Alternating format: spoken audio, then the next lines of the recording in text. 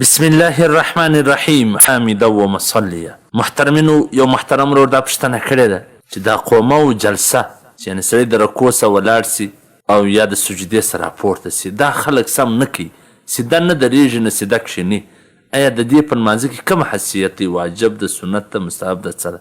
که څوک یې نه وکړي د هغه لمونځ څنګه؟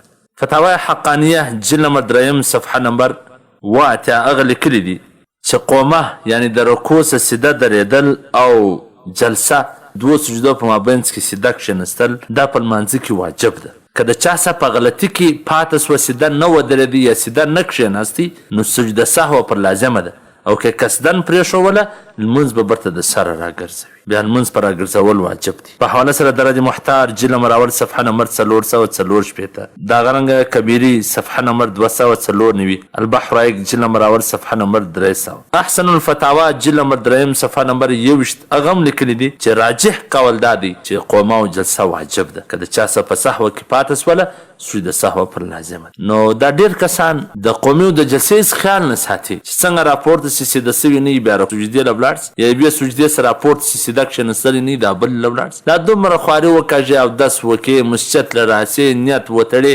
4 رکاته 6 رکاته 8 رکاته 10 رکاته لمونځ وکې لیکن هغه نه یې صحیح سوي برته پر تا باندې راګرځېدل لازمه وي لمونځ دې هم نسي صحیح او تکلیف هم وکاږې. څومره د ناکامۍ خبره ده. خو سیده سیده یې ودرېږي او سیده کښېني چې لمونځ دې صحیح سي. والسلام.